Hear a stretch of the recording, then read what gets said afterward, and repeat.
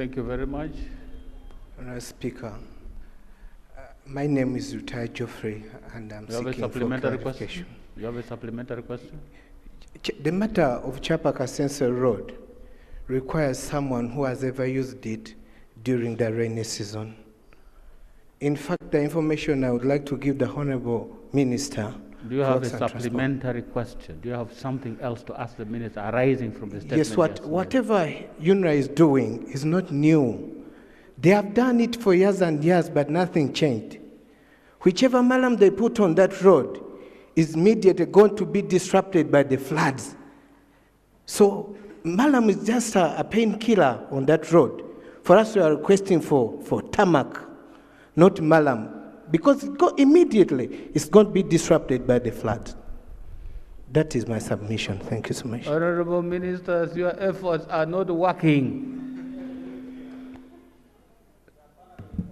Thank you very much, Right Honourable Speaker. I've heard from the Honourable colleague. Sometimes such advice, what is calling up in the ministries with write-ups and advise us. Because now the question you asked, it was the state, the road in which it is being worked upon as per now. So if you had the proposal of the tarmac and everything, you could have brought up the ministries rather than coming here to the August House. We take time answering and do other things. And the government is willing to work on the road as you have proposed. But you have just heard from the Minister of Finance, there are districts which don't have even a good road like yours.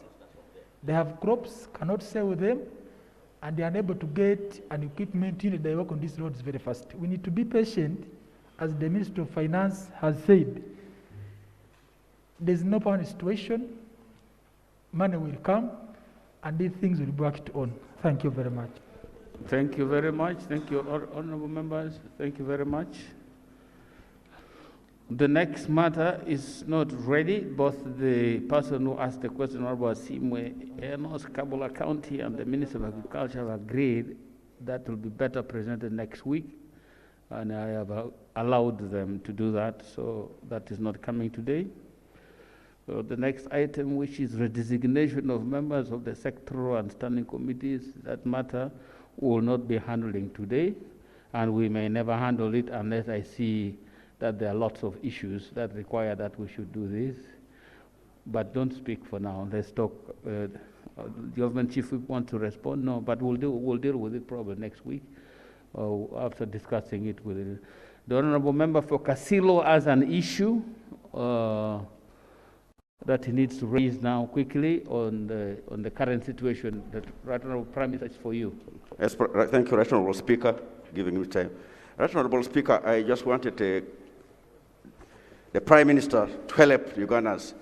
Since the time of the extension of the lockdown of the 28 days by His Excellency lapsed last week, Ugandans are wondering whether, under what circumstances now, are we continuing the lockdown.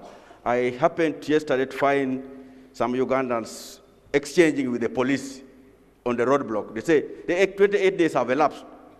So can we get the update whether we are extending the curfew or days by another 28 days, or it has elapsed? So what should Ugandans do? So, Right Honourable Prime Minister, I think the Ugandans needs to be updated because the 28 days elapsed. So what is the way forward? I know cases are increasing in other places like in Teso sub-region. So the country's people need to know what next. When is the president addressing people again to give them update and whether to know whether the lockdown is going to be extended or not? Thank you, Right Honourable Speaker. Right Honourable Prime Minister.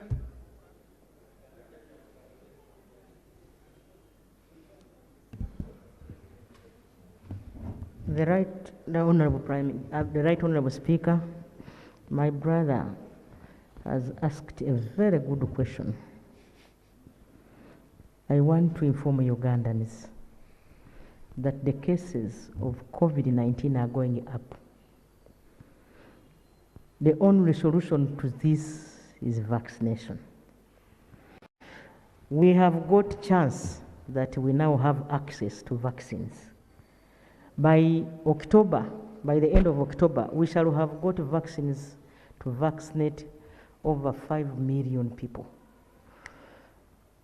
That way, we shall have no barriers at all. At least we shall have vaccinated the most vulnerable group of people in the country.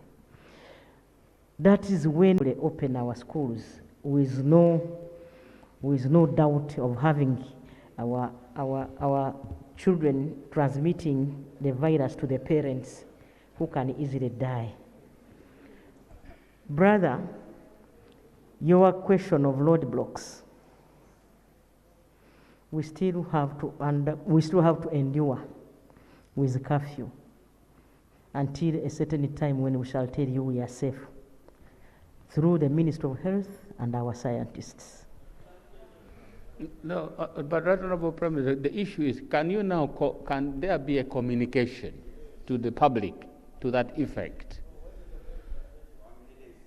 I think the honorable members are also missing the president. I see the member for Kumi municipality, the member for Kasilo, pleading to find out when the president is going to address the country. Okay, through Parliament, allow me to inform Ugandans that the curfew continues. We shall come out and inform you when. But it's better for me to inform you the mitigating measures and when we shall at least have gone through a certain level. We intend to get more vaccines. We expect to get 9 million vaccines from Pfizer, 9 million vaccines from Johnson & Johnson, and 9 million vaccines from AstraZeneca. By the close of November, we shall have gone to at least 11 million people. Are you accepting clarification? Shall I accept it? Have you accepted clarification, Right Honorable, or you have finished? Right Honorable Speaker, the Right Honorable Prime Minister is my very good friend. By the time I rise up to say something, it must be sensible, when she's the one who has been there. Right Honorable Speaker, the question I want to directly pose to the Right Honorable Prime Minister is, when is the President coming to address the country pertaining the issue of the curfew and COVID? When? Because we have missed the President. We have not heard from him. Thank you. Additional information, Madam Prime Minister. You have accessed the microphone early enough, please. That is enough. Right Honorable Speaker, that shows how Ugandans love our president. Yes. Now, the president has been addressing the nation, and we have channels of informing the country. We shall still go through the same channels to inform you members when the president, our loved president, will address the country. Thank you so much. Thank you, honorable members. Thank you very much for a very fruitful week. I think we have done quite well this week, and we'll look forward to next week if we can proceed with this.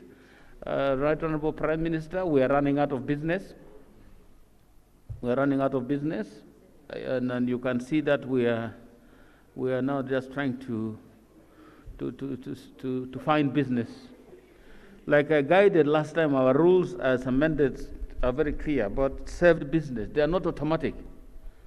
So those the business that has been saved from the 10th Parliament, they have to be reintroduced into this Parliament so they can be captured and sent to the active committees now. So when, for example, a bill is reprinted, redated, a bill which has been saved, we'll bring it back, send it back to committee. Then the committee will assess what the previous committees did.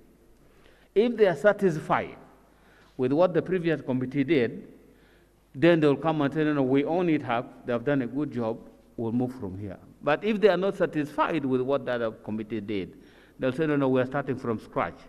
We are not very satisfied with the work that has been done so far. That's what the rules say.